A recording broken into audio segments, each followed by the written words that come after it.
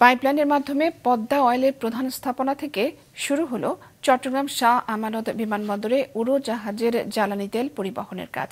এর ফলে ব্যয় সাশ্রয়ের পাশাপাশি জরুরি পরিস্থিতিতে ঢাকার শাহজালাল বিমানবন্দরকেও বিশেষ ব্যবস্থায় সহযোগিতা দেয়া যাবে। চট্টগ্রাম থেকে বিস্তারিত মোহসেনাত শিহাবের রিপোর্টে ক্যামেরায় ছিলেন সঞ্জীব দেবাবু।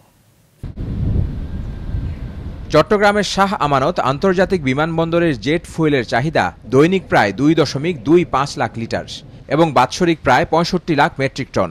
এই চাহিদা মেটাতে পদ্মা অয়েলের প্রধান স্থাপনা হতে চট্টগ্রাম এভিয়েশন ডিপোতে প্রথম ট্যাঙ্ক লরি যোগে এবং পরবর্তীতে রিফুয়েলার আর হাইড্রেন্ট লাইনের মাধ্যমে জেট ফুয়েল পরিবহন করা হতো। কিন্তু নানা কারণে সড়কপথে ফুয়েল সরবরাহ ক্রমশ ঝুঁকিপূর্ণ হয়ে পড়ে। সেজন্য হাতে নেওয়া হয় ভূগর্ভস্থ পাইপলাইন যোগে ফুয়েল পরিবহন প্রকল্প। 2023 সালের 19 নভেম্বর পতেঙ্গা ডিপো থেকে শাহ আমানত আন্তর্জাতিক বিমানবন্দর পর্যন্ত 5.77 কিলোমিটার দীর্ঘ পাইপলাইন নির্মাণ কাজ শুরু করে পদ্মা অয়েল। আমাদের নেক্সট অ্যাসাইনমেন্ট হচ্ছে ঢাকা যে আমাদের আন্তর্জাতিক বিমানবন্দর আছে সেখানে আমরা এই সরবরাহটা দিব। আমরা ওইটা কাজ অলরেডি শুরু হয়েছে। আমরা আশা করছি আগামী 1 বছরের মধ্যে আমরা ঢাকা বিমানবন্দরে আন্তর্জাতিক বিমানবন্দরে আমরা আমাদের তেল সরবরাহ করতে পারবো।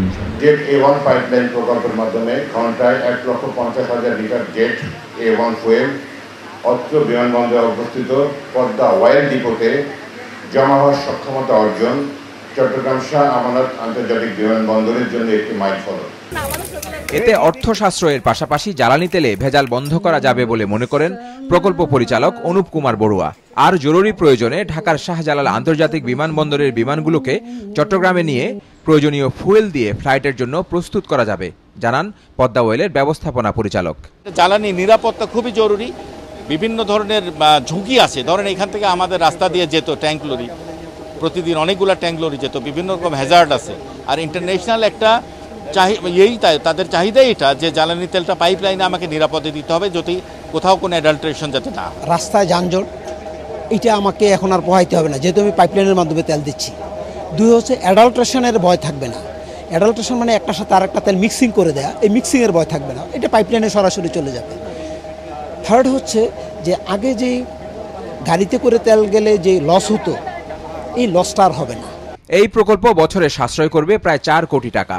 আর মাত্র 2 ঘন্টায় শাহ আমানত আন্তর্জাতিক বিমানবন্দরের জেট ফুয়েলের চাহিদা পূরণ করতে পারবে বলে জানিয়েছেন প্রকল্প সংশ্লিষ্টরা। মোহসেনাত শিহাব, মাছরাঙা সংবাদ, চট্টগ্রাম।